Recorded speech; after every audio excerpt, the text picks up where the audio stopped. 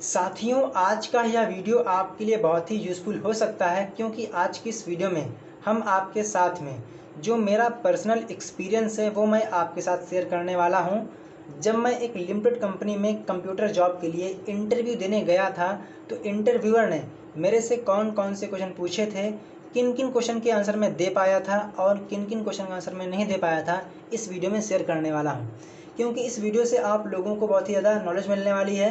आप लोगों को एक आइडिया लग जाएगा कि जो इंटरव्यूअर है वो किस किस टाइप के क्वेश्चन पुट कर सकता है, आपसे पूछ सकता है। So let's start. So guys, जो ये कंपनी थी ये एक नामी कंपनी है और आप इसका कोई ना कोई प्रोडक्ट यूज़ करते होंगे एंड दैट इज़ HUL यानी कि हिंदुस्तान यूनिलीवर लिमिटेड कंपनी। इसका एक वेयर हाउस था जहां मैं कंप्यूटर जॉब के लिए इंटरव्यू देने गया था। तो जो इंटरव्यूअर थे उन्होंने मेरे से कई सारे क्वेश्चन पूछे और आप जानते हैं कि जब भी आप लोग किसी भी कंपनी में इंटरव्यू देने जाते हैं तो वो आप लोगों से डिफरेंट टाइप के क्वेश्चन पूछते हैं, जैसे कि आपका नाम क्या है, आप इस कंपनी में जॉब क्यों करना चाहते हैं, आपके बारे में बताइए, क्या आपने इसके पहले कहीं जॉब की है। तो मैं आप लोगों को इस टाइप के क्वेश्चन इस वीडियो में शेयर करने वाला नहीं हूँ क्योंकि हमारा मेन फोकस रहेगा सिर्फ और सिर्फ कंप्यूटर फील्ड से संबंधित मेरे से कौन कौन से क्वेश्चन पूछे गए थे। So let's start. तो पहला क्वेश्चन पूछा गया था कंप्यूटर फील्ड से संबंधित कि विंडो और MS ऑफिस में क्या डिफरेंस है।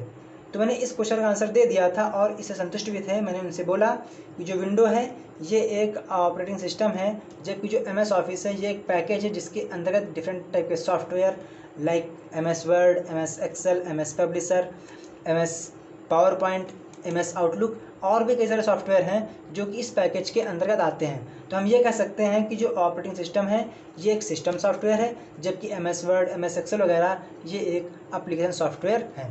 तो इस क्वेश्चन का आंसर बिल्कुल सही था और उससे संतुष्ट भी थे। अगला क्वेश्चन उन्होंने पूछा कि उन्होंने क्या किया, मेरे को एक MS वर्ड की फ़ाइल दी और उसमें कुछ कंटेंट लिखा हुआ था जो कि उस कंपनी से संबंधित था। मैं क्या करता हूँ, मैं यहाँ पर एक रेंडमली ले लेता हूँ पैराग्राफ ताकि मैं समझा सकूँ कि मेरे से क्वेश्चन क्या पूछा गया था। तो मैं यहाँ ले लेता हूँ equal rand bracket open close, enter किया। तो उन्होंने मेरे से कहा कि फॉर एग्ज़ाम्पल जो ये लाइन है मुझे इस लाइन को यहाँ पर भी लाना है, यानी कि यहाँ पर भी रहे और यहाँ पर भी आ जाए, तो ये काम आप कैसे करेंगे। तो मैंने कहा कि बिल्कुल सिंपल है, जिस भी कंटेंट को या टेक्स्ट को कॉपी करना है वहाँ पे ले जाना है, इसको आप सिलेक्ट कर लीजिए। सिलेक्ट करने के बाद Ctrl+C कर लेंगे, Ctrl+C की हेल्प से कॉपी कर लेंगे एंड जहाँ पर भी इसको चाहिए हो वहाँ पे Ctrl+V कर देंगे तो जो कंटेंट है वो यहाँ पर भी आ जाएगा। तो उन्होंने कहा बिल्कुल सही है, लेकिन मैं चाहता हूँ कि जो कंटेंट है ये यहाँ से रिमूव हो जाए और जहाँ मैं चाहता हूँ नया प्लेस पे वो वहाँ पर आ जाए, तो ये काम कैसे करेंगे। तो इसके लिए क्या करना होगा, कंट्रोल के साथ में एक्स प्रेस कीजिए। Ctrl+X करते ही जो कंटेंट है वो वहाँ से रिमूव हो जाएगा और जहाँ पर भी पेस्ट करना है वहाँ पे Ctrl+V कर दीजिए, तो जो कंटेंट है वो वहाँ से हट जाएगा और नए स्थान पर आ जाएगा। तो उन्होंने कहा बिल्कुल सही है।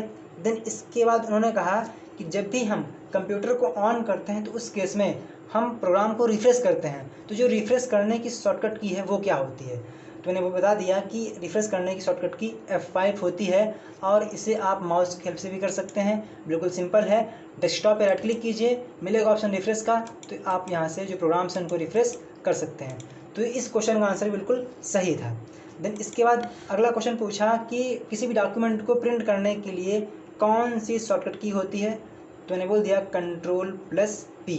देन इसके बाद शट डाउन की तो Alt+F4। तो ये कुछ शॉर्टकट कीज़ थी जो मेरे से पूछी गई थी। देन इसके बाद यहाँ से शुरू होता है प्रैक्टिकल। उनके पास एक डेस्कटॉप कंप्यूटर भी था टेबल पे और एक लैपटॉप भी था। तो उन्होंने कहा कि ये लैपटॉप लीजिए, इसको ऑन कीजिए और इसमें आप एक्सेल ओपन कीजिए। तो मैंने लैपटॉप को ओपन कर दिया और हमने उसमें एक्सेल भी ओपन कर दी। तो मैं यहाँ से एक्सेल ओपन कर लेता हूँ। तो उन्होंने कहा कि आप इस सीट में अपनी मर्ज़ी से कोई भी नंबर एंटर कीजिए, 2-3। तो मैंने एंटर कर दिया फॉर एग्ज़ाम्पल 125, इसके बाद मैंने एंटर कर दिया 85 एंड 45। तो उन्होंने कहा कि आपको इन नंबर्स को ऐड करना है यूजिंग एक्सेल फार्मूला। तो आप कैसे करेंगे, इसका फार्मूला क्या होता है यहाँ पे अप्लाई कीजिए। तो मैंने लिख दिया इक्वल सम, ब्रैकेट के अंदर जिस भी वैल्यू को ऐड करना था मैं उसकी रेंज यहाँ से सेलेक्ट कर लेता हूँ A1 से लेकर A3 तक। ब्रैकेट मैंने क्लोज कर दिया, एंटर की प्रेस किया, यहाँ पर लिख के आ चुका है 255, जो कि इन वैल्यूज़ का सम है। तो उन्होंने कहा कि इसके अलावा तरीका दूसरा क्या है, तो मैंने कहा बिल्कुल सिंपल है, जिस भी वैल्यू को सिलेक्ट करना है उसको आप, जिस भी वैल्यू का सम निकालना है उसको सिलेक्ट कर लीजिए। सेलेक्ट करने के बाद यहाँ मिलता है ऑप्शन ऑटो सम का, यहाँ पे क्लिक कर दीजिए तो जो नंबर्स हैं, जो वैल्यूज़ हैं, उनका सम आ जाएगा। तो उन्होंने कहा बिल्कुल सही है, लेकिन आपको करना क्या है, आपको इन नंबर्स का करना है मल्टीप्लाई। तो आप कैसे करेंगे? तो अब जब उन्होंने ये बात कही तो मेरे होश उड़ गए, क्योंकि मुझे उस टाइम पे मल्टीप्लाई करने का फार्मूला याद नहीं आ रहा था। क्योंकि जब मैं इंटरव्यू देने गया था तो उसके 2 साल पहले मैंने कंप्यूटर कोर्स किया था, तो मैं काफ़ी हद तक की जो चीज़ें थी वो मैं भुला चुका था। तो मुझे उस टाइम पे मल्टीप्लाई करने का फार्मूला याद नहीं हो पा रहा था। मैंने कई बार डिफरेंट टाइप से ट्राई किया, इक्वल मल्टी मैंने लिखा, फिर नंबर लिखा, लेकिन जो मल्टीप्लिकेशन है वो मैं फाइंड आउट नहीं कर पाया। और अंत में हमने क्या किया, लगा दिया शॉर्ट हैंड तरीका, and that is equal A1 into A2 into A3। मैंने एंटर किया तो यहाँ पर जो उसका मल्टीप्लिकेशन था वो यहाँ पर आ चुका। तो उन्होंने बोला कि ये तो आपने एक जो फार्मूला होता है वो उससे आपने नहीं किया है, आपको मल्टीप्लाई करना है फार्मूला से, वो आप करिए। तो मैंने कहा कि सर मुझे इस टाइम पे याद नहीं आ रहा है, क्योंकि मैंने 2 साल पहले कंप्यूटर कोर्स किया था। तो हंसने लगे, उन्होंने कहा कि चलिए कोई बात नहीं। फिर उन्होंने कहा कि एक मेरे पास मेल है, उन्होंने दिखाया मेरे को मोबाइल पे, कहा कि आपको इस मेल को सेम टू सेम फॉर्मेट में टाइप करना है, आप कैसे टाइप करेंगे? तो मैंने उस मेल को तो टाइप कर दिया, लेकिन जो उसकी फॉर्मेटिंग थी उसमें कुछ कंटेंट बोल्ड था, किसी का कलर चेंज था, किसी का फॉन्ट फेस चेंज था, उसमें अटैचमेंट भी था, तो वो मैं काम नहीं कर पाया। कहने का मतलब ये है कि जो मैंने मेल टाइप किया था वो एक कहानी लग रही थी, एक प्रोफेशनल मेल नहीं लग रहा था। तो कहने का मतलब ये है कि अभी तक 2 पॉइंट थे जो कि उस जॉब के लिए मैं एलिजिबल नहीं था। पहला कि मैं मल्टीप्लाई नहीं कर पाया फार्मूला से, तरीका दूसरा था कि मैं एक सही फॉर्मेट में एक प्रोफेशनल मेल टाइप नहीं कर पाया जो उन्होंने मुझे दिया था। तो ये 2 क्वेश्चन हो गए थे जो कि एक नेगेटिव पॉइंट था मेरे लिए। देन इसके बाद उन्होंने कहा कि आप करना क्या है, आपको करनी है टाइपिंग। उन्होंने मुझे एक हार्ड कॉपी दी जिसमें 10 से 12 लाइन थी। उन्होंने कहा कि आपको इस कंटेंट को नोट पैड पे टाइप करना है। तो मैंने उस, चूँकि जब मैंने कंप्यूटर कोर्स किया था जिस इंस्टीट्यूट से, तो वहाँ पर क्या था, डेस्कटॉप कंप्यूटर थे। तो मुझे जो डेस्कटॉप कंप्यूटर का कीबोर्ड होता है उस पर काम करने के बारे में आदत थी। चूँकि वहाँ पर लैपटॉप कीबोर्ड था तो मुझे वहाँ पर थोड़ा सा अटपटा लग रहा था, क्योंकि हमने लैपटॉप पे कभी भी ज़्यादा वर्क नहीं किया था। तो ऐसे में मैं उस लैपटॉप कीबोर्ड से जो टाइपिंग थी वो सही नहीं कर पाया, यानी कि जो स्पीड थी वो सही नहीं थी। तो ये 3 कारण थे जो उस कंपनी के लिए मैं एलिजिबल रहा, यानी कि मैं उस कंपनी में जॉब नहीं कर पाया, क्योंकि ये 3 रीज़न थे। पहला, मैं मल्टीप्लाई नहीं कर पाया। दूसरा, मैंने मेल को सही फॉर्मेट में टाइप नहीं किया। तीसरा तरीका ये कि मेरा जो टाइपिंग का स्पीड था बहुत ही स्लो था, क्योंकि आप समझ सकते हैं, ठीक है।